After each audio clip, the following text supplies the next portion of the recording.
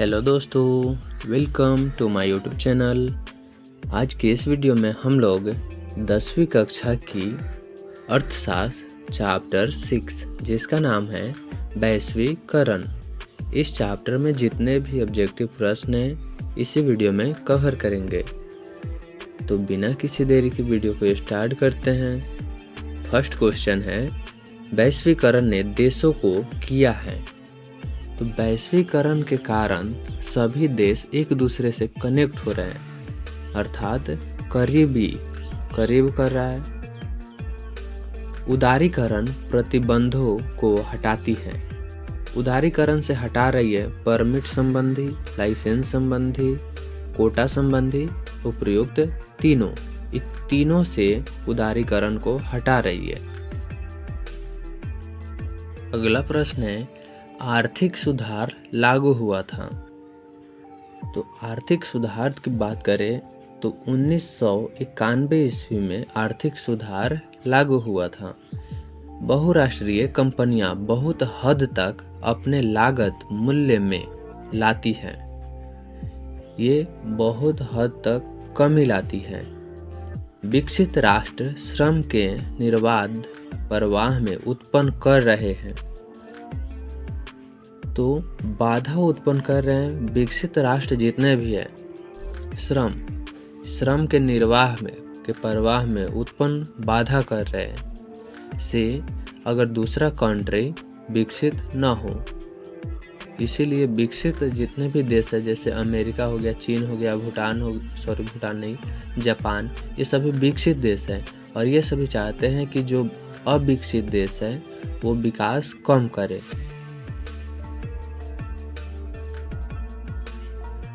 भारत सरकार ने निजीकरण की नीति अपनाई थी। तो 1991 ईस्वी में भारत सरकार निजीकरण की नीति अपनाई। निम्नांकित में निवेश की सुविधा नहीं है। तो निवेश की सुविधा बिजली बिल में नहीं है। विदेशी निवेश का उद्देश्य होता है, तो इसका उद्देश्य होता है कि लाभ प्राप्त करना।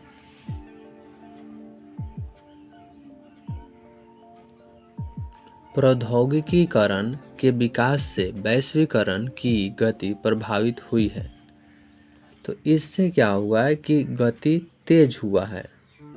प्रौद्योगिकी कारण वैश्वीकरण की गति तेज गति से बढ़ी है। WTO का विस्तारित रूप, जिसे शॉर्टकट में बोले तो WTO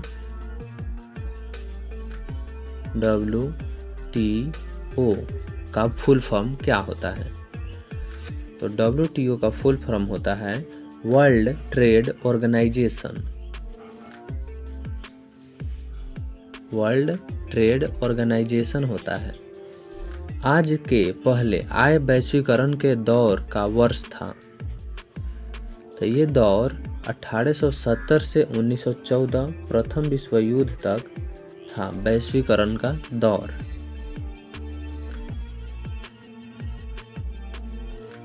वैश्वीकरण का नकारात्मक प्रभाव बिहार में पड़ा। तो बिहार में इसका अपेक्षाकृत कम प्रभाव पड़ा। ठीक, भारत में आर्थिक सुधार आरंभ हुआ। तो भारत में आर्थिक सुधार की आरंभ स्टार्ट हुआ था 1991 ईस्वी में और वैश्वीकरण भी 1991 ईस्वी में लागू हुआ। बाजार व्यवस्था का महत्वपूर्ण अंग है। तो महत्वपूर्ण अंग कहते हैं उपभोग को। उत्पादन संबंधी सारी क्रियाएं निर्भर करती हैं। तो सारी क्रिया निर्भर करती है उपभोक्ता पर, अर्थात कस्टमर पर।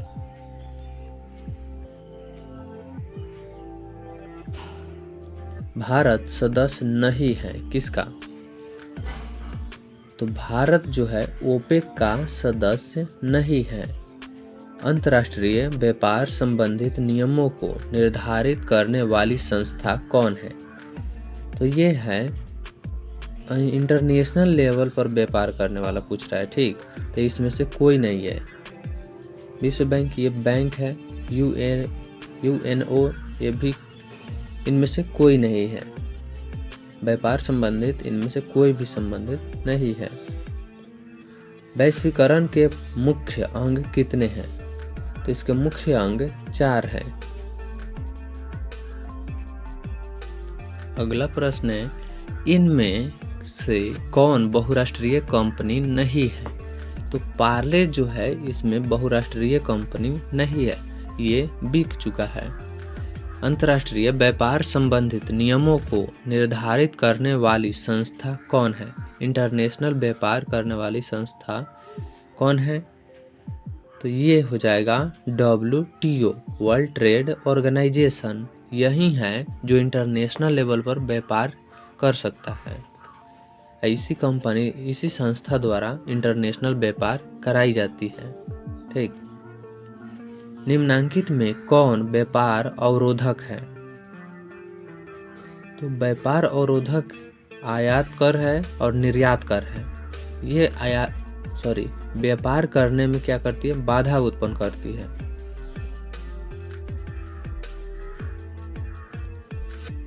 जनसंख्या के वितरण के आधार पर वंचित परिवार की प्रतिशतता है। तो इसकी प्रतिशत जो है 51.3% है। वैश्वीकरण से बिहार के किस उद्योग को प्रोत्साहन मिला है? तो वैश्वीकरण जब आया था तो उस समय पर्यटन उद्योग को सबसे ज़्यादा प्रोत्साहन मिला था। वैश्वीकरण के फलस्वरूप विभिन्न देशों के बीच वृद्धि हुई है। तो वृद्धि हुआ था आयात में और निर्यात में, अर्थात दोनों। राज्य नियंत्रित उद्योगों को किस नाम से संबोधित किया जाता है? इसको संबोधित किया जाता है, जैसे मान लीजिए राज्य नियंत्रण उद्योग को सार्वजनिक उपक्रम, लोक उपक्रम, राजकीय उपक्रम, उपयुक्त सभी उपक्रम द्वारा संबोधित किया जाता है, अर्थात नाम से सूचित किया जाता है। भारत में राज्य नियंत्रित उद्योग के उदाहरण हैं। तो इसके उदाहरण हो जाएंगे डाक तार विभाग, रेलवे, सुरक्षा उद्योग, ये सभी हो जाएंगे भारत में राज्य नियंत्रित उद्योग के उदाहरण, एग्जाम्पल। निम्नांकित में कौन बहुराष्ट्रीय कंपनी है? यहाँ पे है पूछ रहा है। तो पार्ले को छोड़कर पार्ले बहुराष्ट्रीय कंपनी नहीं है। तो इसमें हो जाएगा Ford Motors, Coca Cola, Nokia, इनमें से सभी। ये सभी बहुराष्ट्रीय इंटरनेशनल लेवल का कंपनियां हैं। ग्राहक देखभाल सेवा के लिए प्रयोग किया जाता है। तो ये कॉल सेंटर प्रयोग कर सकता है। पूरे विश्व में आर्थिक वर्चस्व बना हुआ है किसका? तो पूरा विश्व में अमेरिका का जो वर्चस्व है वो बना हुआ है, क्योंकि सबसे ज़्यादा अगर मुद्रा की बात करें तो अमेरिकी डॉलर है, जो कि बहुत से देशों में प्रचलित है।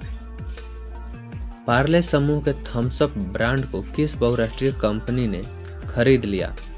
तो ये खरीद लिए थे कोका कोला ने। थम्स अप को खरीद लिए थे कोका कोला ने।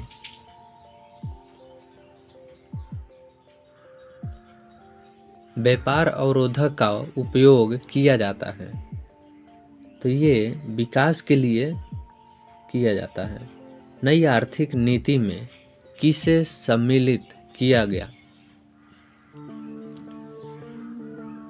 तो नई आर्थिक नीति में सम्मिलित किया गया था उदारीकरण, निजीकरण, वैश्वीकरण। इनमें से सभी को नई आर्थिक नीति जब लागू हुआ 1921 ईस्वी में, तो इस सभी को सम्मिलित किया गया एक साथ। निम्नांकित में कौन सी संस्था वैश्वीकरण के विस्तार में सहायक हुई?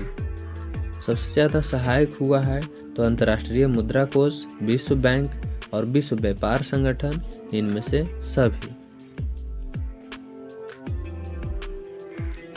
अगला प्रश्न है, बहुराष्ट्रीय निगमों द्वारा दूसरे देशों में निवेश का सबसे सामान्य तरीका है। सबसे समान तरीका है कि स्थानीय कंपनी को खरीद लेना। इससे क्या होगा कि बहुराष्ट्रीय कंपनियां जो है इसके नियमों को दूसरे देशों में जब बेचा जाएगा और वहां पर फैक्ट्री लगाई जाएगी तो वहां की स्थानीय कंपनी को पहले खरीद लेते थे और फिर अपना कंपनी वहां पे खड़ा करते थे।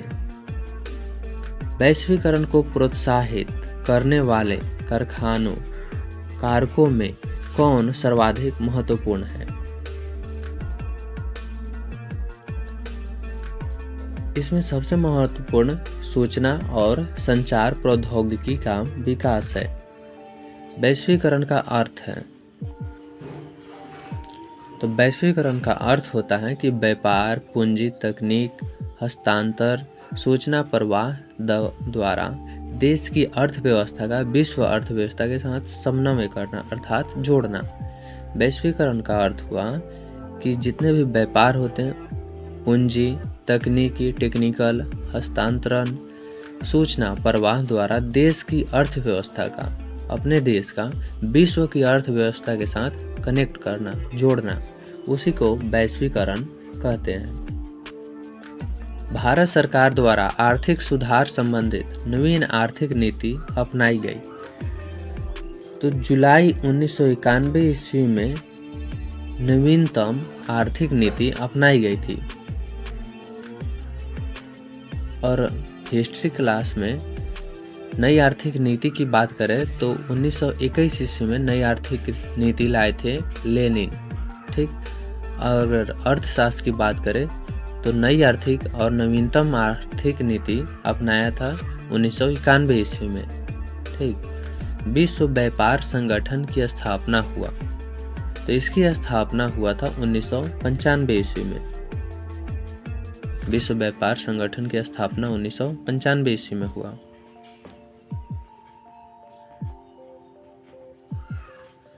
वैश्वीकरण के फलस्वरूप दो देशों के उत्पादकों के बीच प्रतिस्पर्धा क्या हुआ? तो ये प्रतिस्पर्धा बढ़ गई है। सरकार की नवीन आर्थिक नीति का अंग है, यहाँ पे अंग है पूछ रहा है, तो उदारीकरण, निजीकरण और वैश्वीकरण, इनमें से सभी है सरकार की नई आर्थिक नीति का अंग। वैश्वीकरण से भारत को क्या लाभ होने की संभावना है?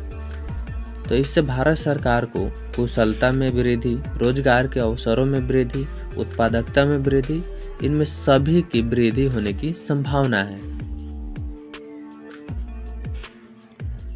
विश्व व्यापार संगठन का मुख्यालय कहाँ है? तो इसका मुख्यालय जिनेवा में है। विश्व व्यापार संगठन का मुख्यालय जिनेवा में है। निम्नलिखित में से क्या नई आर्थिक नीति का अंग नहीं है? नई आर्थिक नीति का अंग नहीं पूछ रहा है, तो राष्ट्रीयकरण जो है ये नई आर्थिक नीति का अंग नहीं है। सरकार द्वारा लगाए गए अनावश्यक नियंत्रणों तथा प्रतिबंधों को हटाना क्या कहलाता है? इसको हटाना उदारीकरण कहलाता है। सरकार द्वारा लगाए गए अनावश्यक, जैसे कुछ टैक्स होते हैं जो एक्स्ट्रा, तो उसको लगाना, अनावश्यक नियंत्रणों तथा प्रतिबंधों को हटाना क्या कहलाता है? उदारीकरण। निम्न में से कौन भारतीय बहुराष्ट्रीय कंपनी है? तो ये बहुराष्ट्रीय कंपनियां हैं इंफोसिस। इंफोसिस जो है ये भारत की बहुराष्ट्रीय कंपनी है। अगला प्रश्न है, प्रत्यक्ष विदेशी निवेश का सर्वाधिक लाभ किस क्षेत्र को मिला है? तो सबसे ज्यादा विनिर्माण क्षेत्र को लाभ हुआ था। वैश्वीकरण का नकारात्मक प्रभाव निम्न में से किस क्षेत्र में देखा गया? तो वैश्वीकरण होने के बाद कृषि और ग्रामीण क्षेत्रों में इसका निगेटिव प्रभाव पड़ा था। इस चैप्टर में टोटल 47 ऑब्जेक्टिव प्रश्न था, जो कि बोर्ड एग्जाम के लिए बहुत ज़रूरी था। मिलते हैं तब तक नेक्स्ट वीडियो में।